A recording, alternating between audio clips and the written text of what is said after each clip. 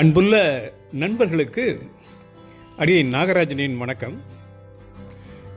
நண்பர்களே, ஒரு காகம் தன் அழகால் தன் சிறகுகளை கோதிவிட்டு கொண்டிருந்தது. கண்ணு கெட்டிய தூரம் வரை உலகம் களிப்புடன் இருப்பதாக தெரிந்தது. ஆனால் தன்னுடைய கருமை நிறம் மட்டும் அதற்கு மிகவும் மனச்சோர்வை தந்தது. அப்போது ஒரு நீர் தடாகத்தில் வெண்மையான அன்னப்பறவை ஒன்று மிதந்து செல்லும் அழகை பார்த்தவுடன் பெருமூச்சு விட்டுக்கொண்டே, என்னை மட்டும் ஏன் கருமையாக படைத்தான் இந்த இறைவன் என்று நொந்தது.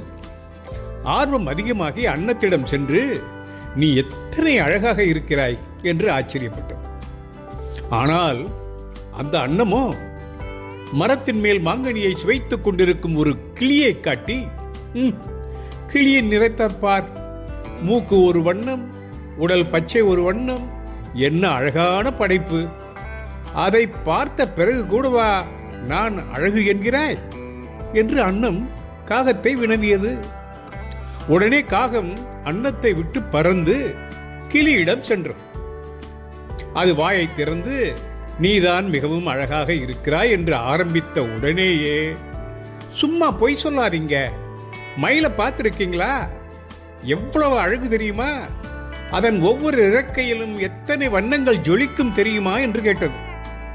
பொசுக்கென்று ஆர்வம் அடங்கிவிட்ட காகம், எப்படியும் ஒரு மயிலை பார்த்தே தீர்வது என்று வட்டமிட்டு வானில் பறந்து அங்குமிங்கும் தேடி ஒரு உயிரியல் பூங்காவுக்கே சென்று விட்டது. அங்கே கூண்டில் அடைக்கப்பட்டிருந்த மயிலை பார்த்து, அதுவும் அது தன் அழகான தோகையை விரித்து ஆடுவதையும் மக்கள் பார்த்து ரசிப்பதையும் கண்டு மிக பொறாமை கொண்டது.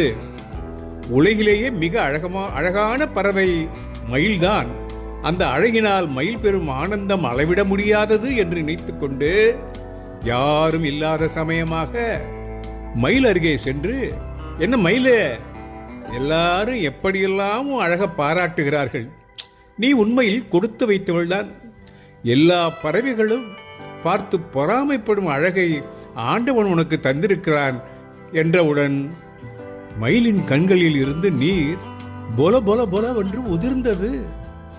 காகம் பயந்து போய், ஏன் அழுகிறாய் என்று கேட்டதும், நான் அழகாகத்தானே இருக்கிறேன் என்பதை விடு, என்னை பார்ப்பதற்காக இந்த கூண்டில் என்னை அடைத்து வைத்திருக்கிறார்களே, நான் என்ன உன்னை போல் நினைத்த இடத்திற்கெல்லாம் பறந்து சென்று இந்த உலகை பார்க்க முடியுமா, ரசிக்க முடியுமா, என் தோகைகளை முழுசாக விரிப்பதற்கு கூட வழி இல்லாமல் இங்கே அடைத்து வைக்கப்பட்டிருக்கிறேனே, மழை மேகத்தை கூட என் கண்ணால் பார்க்க முடிவதில்லையே என்று குமுறியது.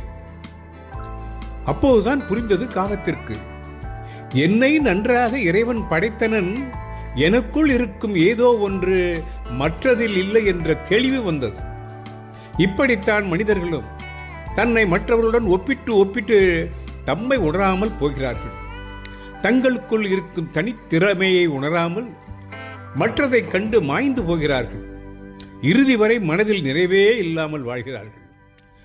தன்னை பற்றிய மதிப்பில்லாதவர்கள் மற்றவர்களை பற்றி மட்டும் என்ன சரியான மதிப்பு போட முடியுமா?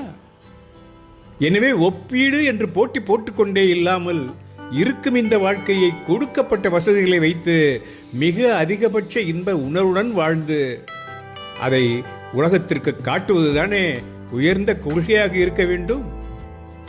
இதை பற்றித்தான் சொன்னாரோ என்னவோ ஔவையார் ஒரு அற்புதமான பாடல் ஒன்று. வான்குருவியின் கூடு வல்லருக்கு கரையான், தேன் சிலம்பி யாவருக்கும் செய்ய அரிதால் யாம் பெரிதும் வல்லோமே என்று வலிமை சொல்ல வேண்டாங்கான், எல்லாருக்கும் ஒவ்வொன்றும் எளிது. தூக்கணாம் குருவியின் கூட்டினைப் போல எவராலாவது ஒரு கூடு கட்ட முடியுமா? குளவிகள் கட்டும் வலிய அரக்கு கூட்டினைப் போல எவராலாவது செய்வதற்கு இயலுமா? பழமையான கரையானின் புற்று எவ்வளவு அழகுடனும் நுட்பமுடனும் அமைந்திருக்கிறது. தேனீக்கள் கட்டும் கூடுகளில்தான் எத்தனை அமைப்பு நுட்பம் விளங்குகிறது. சிலந்தியின் வலையைப் போல எவராலாவது ஒரு வலை பின்னிவிட முடியுமா? இவற்றை யாராலுமே செய்ய இயலாதுதான். அதனால்தான் அவற்றையே தொழில்நுட்பத்தில் தலை சிறந்தவை என்று நாம் முடிவு கட்டிவிட முடியுமா? அதற்கு அதனதன் கூட்டினை கட்டுதல் எளிது. அஃதன்றி வேறு எதுவுமே அவற்றுக்கு தெரியாது. அதனைப் போலவேதான் ஒவ்வொருவரும் ஒவ்வொரு வகையில் சிறந்தவரே. எதற்கும் நம்முடைய திறமையை நாம் போற்றி பாதுகாக்க வேண்டும், மகிழ்ந்திட வேண்டும். தனக்கு இது இல்லை என்று பொறாமைப்படுவதை விட இருப்பதை வைத்துக்கொண்டு சிறப்படைய முடியும்.